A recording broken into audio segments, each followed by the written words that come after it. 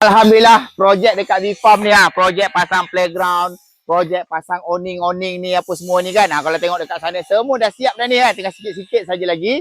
So, last final projek kita nak buat apa? Kita nak pasang lampu solar ataupun lampu meja ni. Nanti kita nak gantung dekat sini, dia nak nampak macam macam lawa. Memang lawa ni, memang confirm lawa macam ni. So, jadinya korang tengok video pemasangan lampu ni. So, kalau korang nak lampu ni nanti korang boleh tengok kat dalam beg kuning aku. Aku letakkan kat dalam beg kuning. Korang grab lah cepat-cepat. Okay, so yang ni, korang tonton video ni. Korang tengok macam mana proses pemasangan lampu ni, okay? Ini kalau korang beli, apa yang korang akan dapat? So korang akan dapat macam ni lah. 1, panel solar. Dan 2, lampu. Kalau korang pilih 2 lampu punya lah. Tapi kalau korang pilih yang 1 solar, 1 lampu pun ada juga. So tak kisahlah ikut korang punya keperluan korang. Tapi, ada satu benda lagi saya nak cakap. Dia ada pilihan color dia. Kalau korang dapat lihat ni, bila saya tutup panel solar ni, lampu ni jadi warna putih kan. Okey, yang saya pakai ni, ini adalah 3 color punya. Kalau saya adjustkan pakai remote ni, saya boleh adjustkan color pada warm, saya boleh adjustkan color pada cool delight dan juga saya boleh adjustkan color pada warm white. Betul ke saya kata? Betul lah kot. So, insyaAllah, so yang ni kasih saya chance buat pemasangan dulu. Korang tengok video pemasangan ni terlebih dahulu.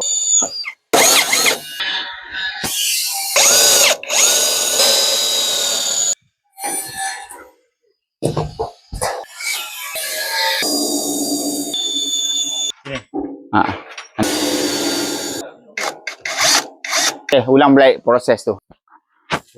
Aku tengokkan. Jap. Kasih aku tengok dulu. Okey, Cun. Ini yang aku dah tanda ni.